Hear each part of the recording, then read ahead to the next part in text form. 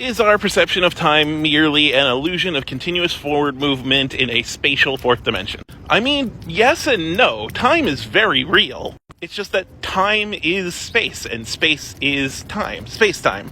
It's all one fabric. It's all one thing. So it's not that we have 3 dimensions of space and 1 dimension of time, or 4 dimensions of space and we experience one as time. We just have 4 dimensions of space-time. That's why when you sub out time for a spatial dimension in stuff like Minkowski diagrams, they still work. You can just treat time like a dimension of space, and you could just treat space like a dimension of time. It's all just stuff moving or changing in some way. Like, imagine it as a coordinate system.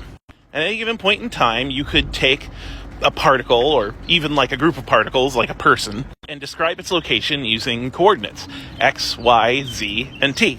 And to satisfy the law of conservation of mass and energy, the law of conservation of information, whatever you are describing can't have the same coordinates more than once. So yeah, in a way, this is coming down to definitions again. I hate when that happens. But it's not so much that time is just a dimension of space that we experience differently. It's that the fabric of all location, where and when, is space-time. And if you want a practical example of how this is the case, think of a flip book. A flip book is a bunch of 2D images that you show one after another to create an animated scene. The time dimension for the characters in that flip book is equivalent to a space dimension, the width of the flip book.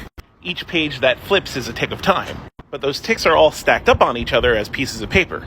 Now, of course, we can flip forward and back through a flip book, we make them.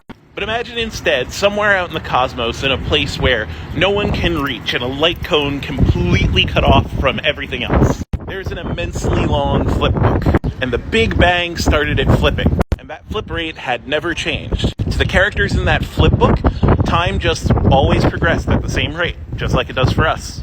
It's just that their time can be described in multiple ways. The rate at which they experience it, or the width of the flip book. Space-time.